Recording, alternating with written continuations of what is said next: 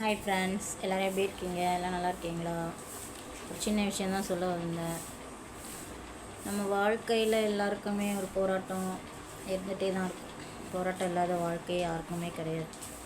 இருக்குமான்னு கேட்டால் கண்டிப்பாக இருக்காது. எல்லாருக்குமே போராட்டத்தோடு தான் ஒரு வாழ்க்கை வாழ்ந்துட்டுருப்போம். போராட்டத்துலேருந்து மீண்டு ஒரு லைஃப்பை நடத்துகிறாங்கன்னா அவங்க உண்மையிலேயே ஒரு பெரிய ஆளாக தான் இருப்பாங்க.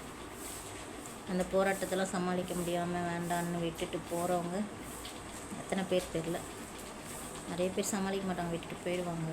எந்த மாதிரி சுச்சுவேஷனாக நம்மளாம் சமாளிக்க முடியாது அப்படின்ட்டு போயிடுவாங்க.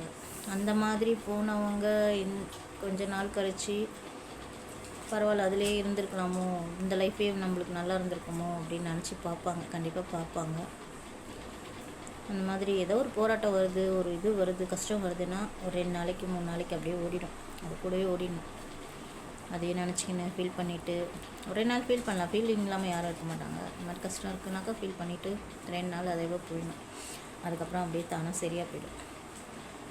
ஆனால் அந்த லைஃப்பை விட்டுட்டு நம்ம தனியாக போகணும் அப்படின்னா நினச்சோம்னா நம்ம லாஸ்ட்டுக்கும் கஷ்டப்படணும். ஒரு குடும்பம்னு வந்தால் அதில் நிறைய போராட்டம் இருக்கும். அதெல்லாம் மீண்டு அதெல்லாம் பார்த்து பழகி வரணும். லைஃப்பை கொண்டு போகணும். அதுதான் ஆம்பளையாக இருந்தாலும் சரி, பொம்பளையாக இருந்தாலும் சரி, கொண்டு போங்க. அதுதான் லைஃப்பு.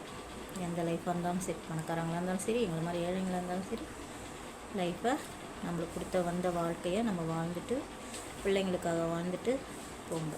இல்லை நான் வாழ மாட்டேன், அந்த பொண்ணு எனக்கு பிடிக்கல, இந்த ஆள் பிடிக்கல அப்படின்னு சொல்லிட்டுலாம் லைஃப்பை விட்டு போனீங்கன்னா உங்களுக்காக பசங்க இருந்துச்சுன்னா கண்டிப்பாக பசங்களுக்காக நீங்கள் வாழணும். கண்டிப்பாக. ஏன்னா அந்த பசங்க தான் நம்மளுக்கு. அதனால் பசங்களுக்காக லைஃப்பை வாழுங்க. எல்லார் வாழ்க்கையிலும் கஷ்டம் இருக்கும், போராட்டம் இருக்கும். பணக்காரங்களாக இருந்தாலும் சரி, ஏழைங்களாலும் சரி இருக்கும். அதெல்லாம் மீண்டு இந்த வாழ்க்கையை வாழ்கிறது தான் புத்திசாலியான பெண்கள், ஆண்களும் தான் சொல்கிறேன். Bye friends.